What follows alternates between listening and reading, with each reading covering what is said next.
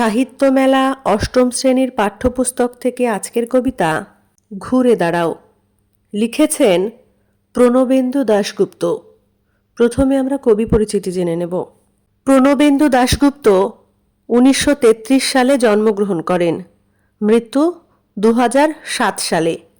বিশিষ্ট কবি, যাদবপুর বিশ্ববিদ্যালয়ে তুলনামূলক সাহিত্য বিভাগের অধ্যাপক ছিলেন।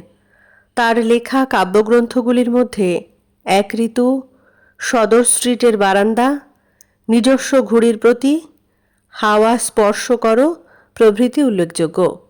তিনি অলিন্দ নামে একটি কবিতা পত্রিকার সম্পাদক ছিলেন। এবার আসব মূল কবিতায়। কবিতা ঘুরে দাঁড়াও। সরতে সরতে সরতে তুমি আর কোথায় সরবে, এবার ঘুরে দাঁড়াও। ছোট্ট একটা তুখ করে বাইরেটা পাল্টে দাও।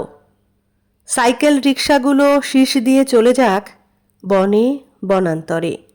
কাদা ভর্তি রাস্তা উঠে পড়ুক ছায়াপথের কাছাকাছি। গাছগুলো নদীর জলে স্নান করে আসুক। সা রা রা রা করে জেগে উঠুক উপান্তের শহরতলি। তুমি যদি বদলে দিতে না পারো, তাহলে দাঁড়িয়ে দাঁড়িয়ে মরতে হবে।